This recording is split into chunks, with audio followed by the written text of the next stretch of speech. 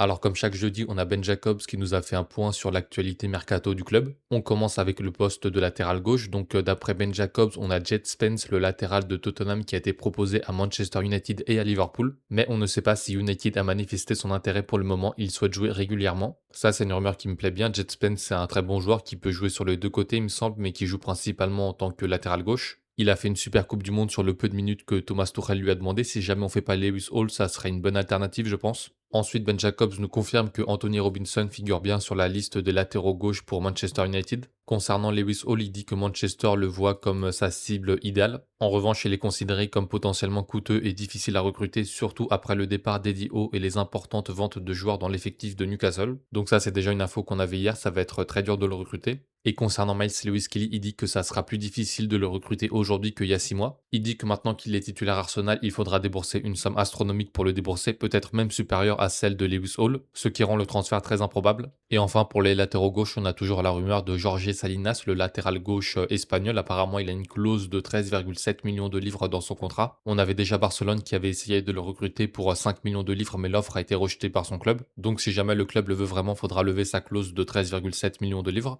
Ensuite, à propos de Zirkzee, il dit qu'un retour en Serie A est envisageable et que Michael Carrick serait prêt à le laisser partir si le club parvenait à recruter un autre attaquant. Et comme autre attaquant, Manchester s'intéresserait à Liam Delap. Quand j'ai vu cette rumeur, j'ai vraiment pas compris. Liam Delap, ça doit être un des pires attaquants cette saison en Première Ligue. En plus, si on le recrute, on va retirer une épine du pied d'un de nos concurrents, donc je vois vraiment pas l'intérêt. Ça doit sûrement être un coup de Jason Wilcox. Il avait plaidé en sa cause pour qu'il nous rejoigne l'été dernier. Heureusement, le joueur avait préféré Chelsea à nous. Et comme autre attaquant, on parle aussi d'Ivan Toney. Apparemment, il pourrait être convaincu de revenir en Première Ligue. Aucune discussion officielle n'a eu lieu pour l'instant, mais il ne serait pas surprenant qu'il commence à envisager un départ compte tenu de la situation actuelle. La situation actuelle, en fait, c'est que son club d'Al-Ahly souhaite recruter un nouvel attaquant, ce qui pourrait le pousser en dehors du club. C'était un joueur que j'appréciais bien quand il évoluait à Brentford avec Bemo, notamment, ils avaient une bonne entente les deux. Après, maintenant, à l'heure actuelle, je connais pas du tout le niveau du joueur et je sais pas non plus le prix que ça va coûter de le ramener à la fois par le prix du transfert et par le prix de son salaire. Donc, c'est pas forcément une piste que je privilégierais. Ensuite, comme autre attaquant, on parle aussi de l'attaquant du Shakhtar, c'est Kawa Elias. C'est un jeune joueur de 20 ans qui a impressionné les recruteurs du club.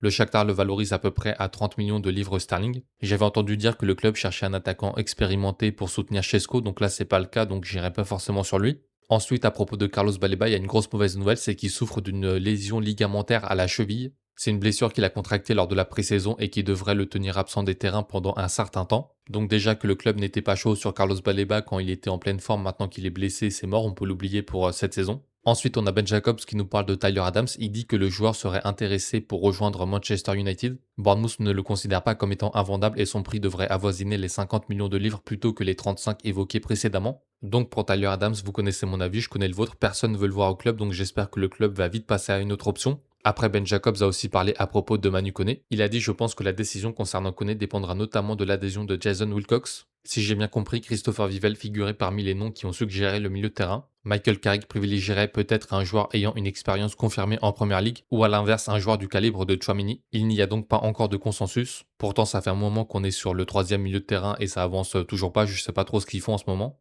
Ensuite, Ben Jacobs nous parle du troisième milieu de terrain, mais de façon plus globale. Il dit que Manchester souhaite recruter un autre milieu de terrain, mais ne devrait pas se précipiter. Le mercato a été décevant jusqu'à présent, hormis les arrivées de Santos et Tillmans. Je pense qu'il reste du budget et la volonté de renforcer l'effectif. Alors du budget, c'est sûr qu'il en reste. En revanche, la volonté de renforcer l'effectif, ça, j'en suis pas certain venant de Wilcox et compagnie.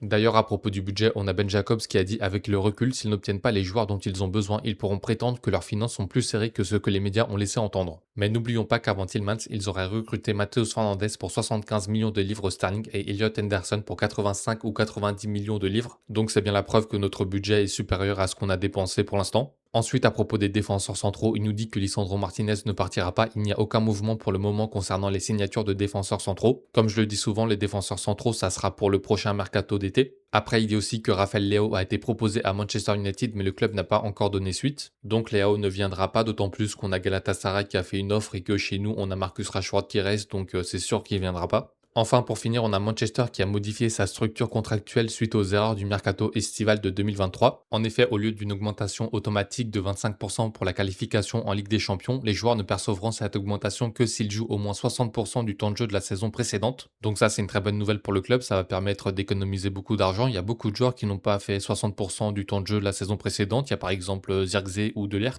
Et quand je vois ça, je peux pas m'empêcher de penser à Luke Shaw qui, pour la première fois, a fait une saison complète alors que c'était la première année où on a fait cette règle et je me demande si c'est pas lié. Voilà pour les infos du jour. À demain.